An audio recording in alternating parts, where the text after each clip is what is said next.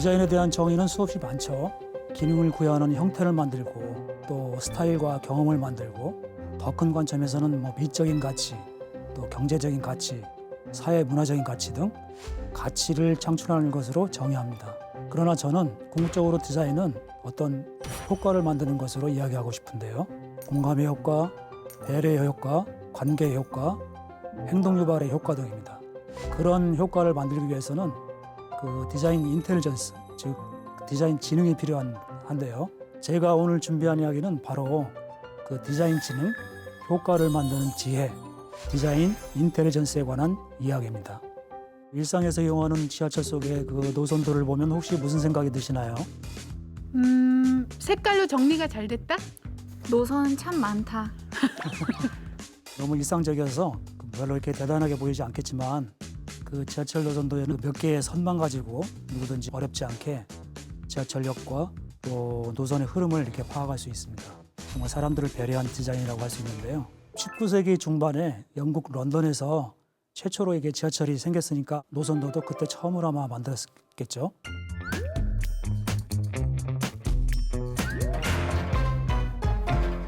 디자이너가 아닌 전기공이었던 해리백이 디자인했습니다. 지하철에서 근무하는 그 전기 기술자였었죠.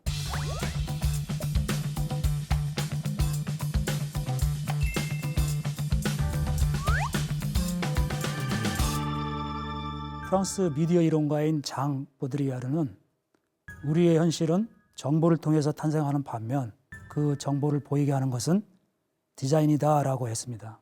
해리백은 전문 디자이너가 아니었지만 그 남들보다 높은 디자인 지능으로 이 노선도를 디자인했던 것입니다. 어떻게 효과를 이끌어낼 수 있는지를 알고 또 실현할 수 있는 것이 디자인 지능입니다. 거의 100년 전에 그 디자인된 영국 런던의 지하철 노선도가 얼마나 뛰어난 디자인 지능이 투여된 것인지 알아볼까요? 우리의 인지작용은 본능적으로 이 복잡한 것을 싫어합니다. 사실 지하철 노선도는 실제 불규칙한 지리적 정보를 왜곡한 것으로 볼 수 있죠. 그러나 잘못 왜곡된 것이 아니고 사람들이 잘 이해할 수 있도록 그 디자인된 것입니다. 우리가 A점에서 B점으로 갈 때 우리 머릿속에서 두 지점을 실제와 같이 꼬불꼬불한 길로 생각하는 것이 아니고 직선으로 연결해서 상상할 것입니다. 해리백은 자신이 늘 그리던 그 전기 회로도에서 착안해서 그는 복잡한 지하철 노선도를 회로도처럼 단순하게 정리한 것입니다. 이 해리백의 노선도 디자인이 지하철 지도의 원형이 돼서 전 세계 모든 노선도가 같은 그 디자인으로 되어 있습니다. 이 해리백의 노선도는 영국 BBC 방송이 선정한 20세기 영국을 빛낸 디자인 2위에 선정되기도 했습니다. 몇백 년 가까이 대체되지 않았다는 건 그 디자인이 거의 완벽에 가까운 디자인이라고 보시는 건가요? 그렇다고 볼 수 있습니다. 지금까지 그런 스타일이 계속 유지가 되고 있고 전 세계적으로 다 쓰고 있으니까 다른 디자인이 나오기 힘들죠. 그런데 이렇게 디자인된 지하철 노선도라 하더라도 지하철 노선도에는 이 색이나 문자가 많고 정보들이 이게 비슷비슷하게 보입니다. 색을 잘 구분하지 못하는 색각 이상자는 특정 색, 예를 들어서 적색이라든가 녹색 이런 것들이 구분이 안 되기 때문에 또 글씨가 작거나 그러면 이제 읽기가 어려워합니다. 이러한 사람들을 위해서 지하철 노선도를 처음 생각한 사람은 우리 대학의 학생이었습니다. 지하철을 이렇게 타고 다니면서 시각장애인이라든가 장애인들은 그 지도를 보기도 힘들 것이다 라고 생각을 해서 졸업작품으로 색각 이상자를 위한 지하철 노선도를 개선해보자 그래서 실제 그 시각장애인이라든가 색각 이상자 이 분들하고 수없이 협의를 해서 이제 그렇게 그 디자인을 해서 그걸 이제 전시를 했는데 N사에서 그거를 이제 보고 그 학생한테 우리 회사에 올 수 없느냐. 그 회사에서는 이제 그 프로젝트를 계속 하기 위해서 그 학생을 스카웃한 것이죠. 그래서 디자인을 해서 그 서울시 전체다가 그 적용하는 걸 그렇게 했습니다. 그리고 그 디자인이 국제 공모전에서도 이제 아주 큰 상을 받게 됐었고요. 그 친구는 잘 다니고 있습니까? 한 4, 5년 됐나요? 지금 다닌 지. 지금 열심히 거기서 일하고 있습니다. 네. 서울디자인재단에서 하는 그 서울 디자인 컨설턴트 사업에 있는데요. 주로 이제 서울의 다양한 곳의 문제를 디자인으로 해결할 수 있도록 이게 도와주는 것입니다. 저도 이제 몇 번 이렇게 참여한 적이 있는데 당시 그 방학동 주민센터 동장님께서는 이 동네에 이렇게 지도를 그리고 있었습니다. 방학동에 있는 800년 된 은행나무 또 김수영 문학관, 간성 전연필 생가, 또 연산군묘, 아주 유명한 역사와 문화 유적지가 있고 공원과 도서관, 시설 등 동네에 관련된 모든 데이터를 모아서 지도에 담으려고 했던 것입니다.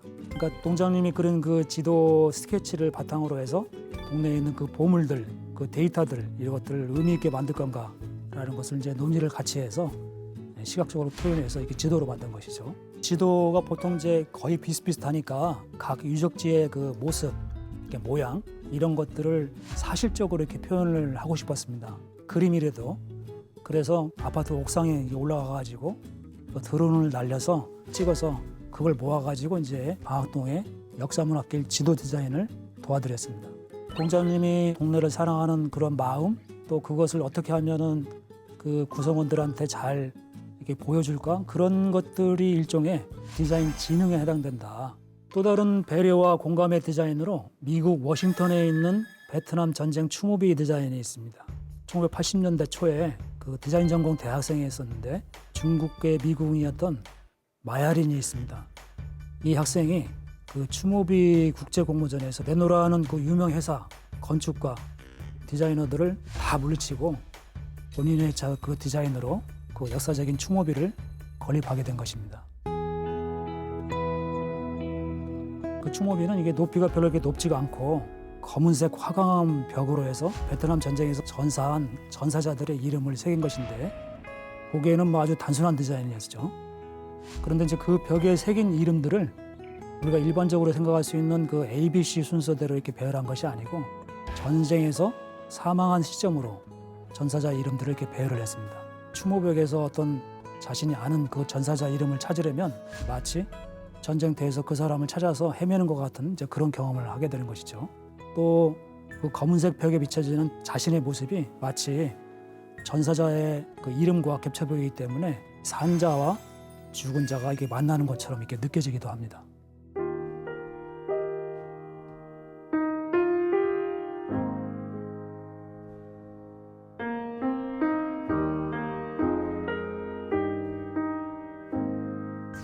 거기 오는 사람들이 어떤 마음일까?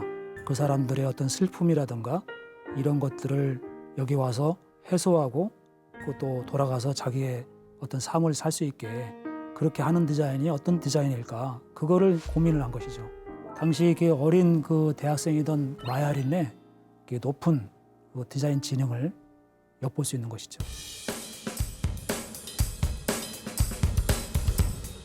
동대문 디자인 플라자 DDP의 그 지하 2층 표시가 B2가 아니고 -2F로 이렇게 표시되어 있습니다. 왜 그렇게 했을까요? 이 DDP는 이제 비정형 구조의 그 재료가 이렇게 굉장히 독특한 건축물이죠. 내부에서는 이렇게 창이 없어서 밖을 볼 수가 없고 또 일반적인 박스 같은 형태가 아니라 유선형 같은 그 자유로운 곡선이죠. 그러니까 이제 예상할 수 없는 그 공간 구조라서 그 안에서 길을 찾는 것은 매우 어렵습니다. 그래서 이게 방문객들이 위해서 이게 배려나 그 예견을 할 수 있는 그런 정보를 이렇게 디자인하는 것이 필요했습니다. 제가 이 나름대로 정리한 게 포드마라는 이론이 있는데요. PODMA. 이 정보를 제공할 때 먼저 사람들의 시선을 유도하는 프리어텐션, 전체적인 정보를 제공하는 오버올, 세부적인 정보를 제공하는 디테일, 사용자가 기억할 수 있게 하는 메모리, 행동으로 옮기게 하는 액션의 과정이 필요하다는 것입니다. 이는 이제 사람들이 인지했던 과정이 있는데 최초의 정보는 정보량을 최소화하고 끊김이 없이 반복적으로 이렇게 제공해야 됩니다. 이후에 이렇게 단계적으로 정보량을 늘려나가서 순차적으로 이제 이해하고 또 기억하고 행동할 수 있도록 이렇게 배려를 해야 된다는 것입니다. 예를 들어서 그 DDP의 그 어울림 광장은 DDP 건물 기준으로 보면 지하 2층 레벨입니다. 그 인근 그 지하철역에서 지하철과 연결돼서 바로 이렇게 나올 수 있는데요. 나오면 바로 하늘이 보이는 광장으로 나옵니다. 건물 기준으로 보면은 광장이 이게 지하 2층이 있지만 실제로는 이제 지하 2층이 아닌 것이죠. 그러니까 이제 일반적인 그 지하층 표시인 B2로 이렇게 표시한다 그러면 아마 사람들이 혼란스러워할 것 같다는 이제 생각이 들었습니다. 고민을 하다가 이 광장 건물 기준으로는 지하층이지만 실제로 지하가 아니기 때문에 베이스먼트라는 표기를 하지 말고 층의 개념인 플로어로 표시하자고 했습니다. 그래서 이제 현재 이게 B2가 아니고 -2F로 표시를 한 것이죠. 이거는 뭐 이렇게 작은 것이지만 방문자를 이렇게 세심하게 배려하고자 하는 것이라고 이렇게 볼 수 있습니다. 아이에게 학교 수업 외에 뭔가를 더 이렇게 배우게 하고 싶다고 그러면 창의력과 어떤 문제 해결 능력 이런 것을 키우고 뇌세포를 자극하는 취미 활동을 있어서 디자인 교육만큼 좋은 것이 없을 것 같습니다. 요새는 뭐 공공기관 등에서 이렇게 무료로 예를 들어서 뭐 서울 그 디자인 재단 같은 곳에서도 아이들에게 이 디자인을 체험할 수 있는 프로그램이 있는 것으로 알고 있는데요. 실제로 이게 디자이너들과 함께 놀이 디자인 같은 것을 하는 등 그 디자이너들이 생각하는 방식을 이렇게 경험을 해볼 수 있는 것입니다. 디자인 지능을 키워볼 수 있는 기회라고 할 수 있는 것이죠. 디자인 지능이 그냥 일반적인 지능이 아니고 공감대, 그리고 사람을 이렇게 이해하려고 하는 것, 사람들의 심리, 또 감성 이런 부분들에 대해서 이해를 잘하고 그런 마음을 얻을 수 있는 이제 그런 것이 무엇일까, 그거를 생각할 수 있는 것, 이제 그런 적극적인 그런 사고 방식, 마음 이제 이런 것들이 있어야지 그게 이제 디자인 지능이 되는 것이고 그 디자인 지능이 높아가는 것이다라고 이렇게 할 수 있기 때문에 그런 부분이 중요하고, 아까 말씀드렸던 그 방학동의 동장님이라든가 또 영국의 그 해리백처럼 전혀 그런 교육을 받지 않은 사람들도 디자인 마인드, 디자인적인 지능이 있다고 그렇게 볼 수 있는 것입니다. 오늘의 한 줄 리뷰는 디자인 인텔리전스는 공감, 배려, 또 관계, 행동 유발 효과를 만드는 지혜이다. 너의